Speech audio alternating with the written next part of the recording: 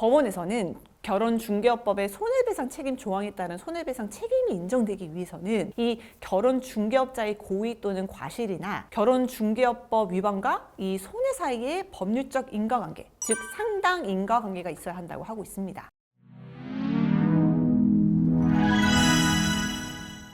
안녕하세요. 재업하는 남편, 이혼 전문 안소연 변호사입니다. 국제 결혼 중개업자를 통해 국제 결혼을 하시는 분들이 늘어나고 있습니다. 사랑에 국경이 중요하진 않죠. 그러나 국경을 넘어 결혼하는 만큼 꼼꼼하게 준비하시고 신중하게 고민하시면 좋겠습니다. 실제로 국제 결혼이 성혼에 이르지 않거나 성혼에 이르긴 했으나 외국인 배우자가 한국으로 입국하지 않아 문제를 겪으시는 분들이 계세요. 이분들 혼인신고를 하지 않았다면 다행이지만 혼인신고를 한 상황이라면 혼인관계를 정리해야 하기 때문에 소송을 통해 진행할 수밖에 없죠. 이 부분에 대해서는 제가 지난번에 영상을 통해 설명해 드렸습니다. 그런데 중개업체에서 배우자의 정보를 전달하지 않았거나 배우자의 입국 절차를 위한 노력을 다하지 않았다면 중개업자에게 책임을 물어야 합니다. 실제로 중개업체를 상대로 손해배상 청구를 하거나 중개수수료로 지급하였던 금원을 반환하는 청구 소송이 많이 진행되고 있어요. 우선 중개 과정에서 가장 많이 일어나는 일이 중개업체로부터 A라는 사람을 소개받기로 하고 출국을 했는데 현지관이 A가 아닌 B를 소개받게 되는 거예요. 이미 비행기를 타고 외국에 도착했는데 업체에서 소개받을 사람이 이전에 정보를 준 그 사람이 아니라는 거죠. 이미 왔는데 그냥 돌아갈 수는 없잖아요. 이렇게 갑자기 변경된 사람을 소개받다 보니 새로 소개받는 사람에 대한 정보를 업체로부터 전달받지도 못했어요. 이렇게 소개받은 B와 여러 차례 만나고 결혼을 결심하고 외국에서 신혼여행도 가고 혼인신고도 하고 먼저 한국에 들어오는 경우들이 상당히 있습니다. 한국에서 B가 한국으로 입국하기만을 기다리는데 이 B라는 사람이 한국에 오지 않아요. B가 이런저런 핑계로 돈을 요구해서 한국으로 가려는데 어학당 학원비가 필요하다, 친척이 아파서 병간호를 해야 한다 라는 등 정말 다양한 이유를 대면서 입국 날짜를 미룹니다. 답답한 마음에 중개업체에 전화를 해보았지만 B의 행방은 묘연해요. 그때부터 일이 뭔가 잘못되어감을 느낍니다. 결국 B는 한국에 들어오지 않고 혼인 무효 소송을 해보았으나 혼인 무효는 인정되지 않고 이혼으로 진행되어 이혼남이 되어버렸어요. 우선 배우자와의 혼인관계를 정리하고 보니까 이 중개업체가 야속하게 느껴지죠. 거액으로 준 성혼비도 아깝습니다. 그래서 지급했던 돈의 반환을 요구했더니 업체에서 거절을 해요. 결국 업체를 상대로 소송까지 고려하게 되는 거죠.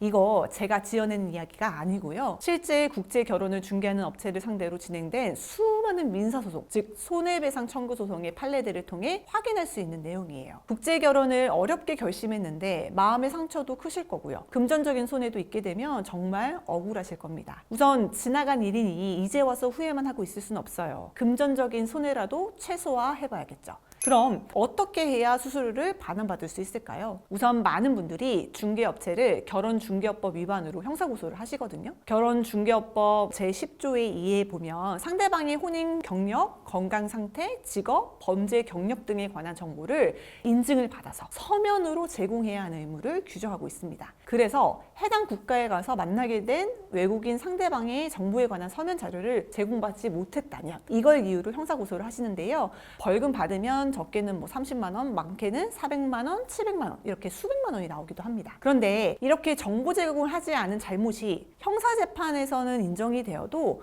이게 곧바로 민사에서 이기지는 않아요. 외국인 배우자에 대한 정보 미제공 사실이 외국인 배우자와의 결혼 불성립과 연관이 없다고 판단되는 경우가 더 많거든요. 법원에서는 결혼중개업법의 손해배상 책임 조항에 따른 손해배상 책임이 인정되기 위해서는 이 결혼중개업자의 고의 또는 과실이나 결혼중개업법 위반과 이 손해 사이에 법률적 인과관계, 즉 상당 인과관계가 있어야 한다고 하고 있습니다. 제가 판례 하나를 소개해 드릴게요. 외국인 배우자의 신상 정보를 제공받지 않은 상태에서 결혼하기로 했는데 외국인이 무리하게 금전적인 요구를 해서 결혼이 안 된 사례가 있었어요. 법원은 중개업체에서 외국인의 신상 정보를 제대로 제공하지 않았음에도 불구하고 원고가 해당 외국인과 혼인하기로 결정을 하였고 이후 상대방 여성이 무리한 금전적인 요구를 한 탓에 결혼이 성사되지 못한 것이라면 중개업체가 중개 계약에 따른 의무를 불이행하였다거나 피고의 규칙 사유로 원고와 이 외국인 배우자 사이에 실질적인 결혼 생활이 시작되지 못한 것이라고 인정하기 부족하고 달리 이를 인정할 근거가 없다 라고 해서 원고 청구를 기각했어요. 또 다른 판례도 있는데요. 외국인이 한국 입국이 늦어지자 원고가 중개업체의 계약에 따라 외국인의 한국 입국을 도와달라라는 내용 증명을 보내면서 만약 조치가 취해지지 않으면 계약을 해지하겠다고 했어요. 이 사건의 경우 손해배상 청구와 위임계약 해지를 원인으로 한 중개수수료 반환 청구를 같이 했는데 손해배상 청구는 앞사건과 같은 이유로 기각되었지만 위임계약 해지를 원인으로 한 중개수수료는 그 절반인 750만 원이 인정되어 돌려받았습니다. 이 중개계약은 그 성격이 위임계약이거든요. 위임계약은 중도 해지된 경우에 기존 업무 처리를 하고 남은 금원을 반환할 의무가 인정이 되기 때문에 일이 종료되지 않았다면 반환 청구를 할 수 있게 되는 거예요. 손해배상은 인과관계까지 인정돼야 하기 때문에 입증이 까다로울 수 있습니다. 국제 결혼 중개 과정에서 잘 이행되지 않는 것 같다라는 생각이 만약 드신다면 국제 결혼 중개업체와 체결한 계약서상